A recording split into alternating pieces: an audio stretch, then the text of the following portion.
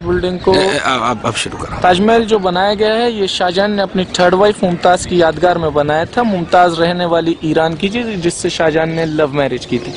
तीन वाइफ, इससे पहले दो वाइफ थी, उनका नाम फतेहपुरी बेगम और दूसरी वाइफ का नेम खंडारी बेगम था।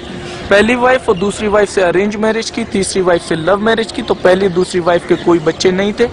थर्ड वाइफ के 14 बच्चे थे जिसमें कि 8 बच्चों की तो जन्म के समय डेथ हो गई, 6 बच्चे लाइव थे, 4 बेटे 2 बेटियां थीं, दारा शिको सुजात मुराद औरंगजेब शाहजहां का छोटा बेटा था, 2 बेटियां थीं, जहान आरा और रोशन आरा।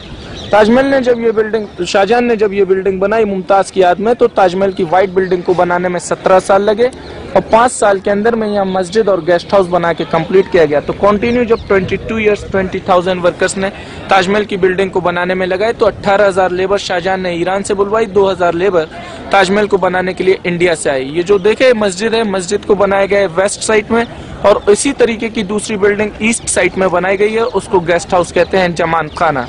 दोनों बिल्डिंग्स को देखने पर एक जैसी बनाई गई है। मुस्लिम हो चाहे हिंदू, इसको देखने में बहुत कंफ्यूज हो जाता है कि मस्जिद कौन सी है, गेस्ट हाउस कौन सा है।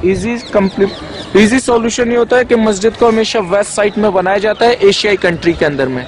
वेस्ट में इसलिए बनाया जाता है कि जो डायरेक्शन है मक्का मदीने का, सऊदी अरब का, वो वेस्ट में है, इसलिए मस्जिद वेस्ट में बनाई जाती है। ताजमहल की बिल्डिंग को बराबर देखने के लिए उधर में एक प्रैक्टिकली बिल्डिंग बनाई गई गेस्ट हाउस की, ताकि ताजमहल की व्हाइट बिल्डिंग को आप लोग लुक लाइक 4 साइड से सेम देख सकें। ये जो 4 मीनारें दी गई हैं ताजमहल की, चारों मीनारें देखने में तो सीधी नजर आती हैं, but these are not look like straight 4 minarets. 2 degree outside में टिल्टेड हैं। अल्लाह न करे कभी अर्थक्वेक, आंधी, भूकंप या तूफान ना जाए जिसकी वजह से ये चारों मीनारें ताजमहल के अंदर में न गिरे, आउटसाइड फॉल डाउन हो जाए। ताजमहल बिल्डिंग को इधर में व्हाइट मार्बल देखिए, तो व्हाइट मार्बल जो है इंडिया का है, जो राजस्थान मकराना से आया था, आगरा से 450 किलोमीटर है। और रेड स्टोन जो आया वो यहाँ फतेहपुर सीकरी से आया, जो आगरा से 45 किलोमीटर है।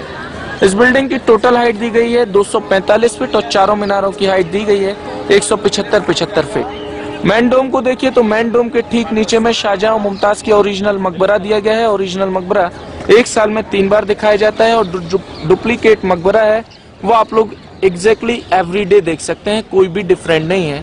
लेकिन डोम के ऊपर में जो पूरा कलश लग रहा है, उस कलश के ऊपर में हाफ मून दिया गया है, जो मुस्लिम लोगों का सिंबल होता है। और डोम के हाफ मून के बिल्कुल मिडिल में अल्लाह लिख रहा है, और उसके बैक साइड से देखें तो मोहम्मद लिखा गया है। इस डोम के मिडिल में देखिए बहुत सारे डोम्स के ऊपर में हुक लगाए गए हैं। 1971 के अंदर में इंडिया पाकिस्तान वॉर हुआ था, तो उस वॉर टाइमिंग में इस बिल्डिंग को काले कपड़े से इंडियन गवर्नमेंट ने कवर्ड कर दिया था, ताकि ये बिल्डिंग्स नाइट के अंदर में ग्लो होती हुई दिखाई ना दे। क्योंकि इस बिल्डिंग की तीसरी खूबसूरती ये है कि ताजमहल में कोई आर्टिफिशियल इलेक्ट्रिसिटी बल्ब आज भी नहीं है। ये बिल्डिंग आज भी नेचुरल ग्लो करती है, जैसे कि डायमंड की तरह से होता है। और बाकी जो सारे जैम्स स्टोन लगाए गए हैं ये मून लाइट में ग्लो करते हैं, जिस दिन 14वीं का चांद होता है। ये फ्रंट जो आयतें लिखी है। बाकी जो मेन गेट के ऊपर में कुरान शरीफ की आयतें लिखी हुई हैं, तो सबसे पहले गेट के अंदर से जो शाही दरवाजा है वहां से आते हैं, वहाँ सूरत फज्र, और सूरत फज्र के बाद सूरत शम्स, वो बाकी व्हाइट ताजमहल की बिल्डिंग पे टोटल सूरत यासीन लिखी गई है। कुरान शरीफ का मेन चैप्टर है, हार्ट ऑफ द कुरान, जो ताजमहल के अंदर में चारों तरफ लिखा गया है। ये राइटिंग नहीं है, पेंट नहीं है, मार्बल के अंदर स्टोन को इनलेट किया गया है। तो ये जितनी भी आर्ट यूज की गई है ये सब पर्शियन आर्ट है। पर्शियन आर्ट इसलिए यूज की गई है क्योंकि 18,000 जो लेबर ताजमहल को बनाने आई थी वो पर्शियन थी। तो पर्शियन लोगों ने इस सारी क्राफ्ट को, इस सारी आर्ट को अपने हाथों से बना के तैयार किया है।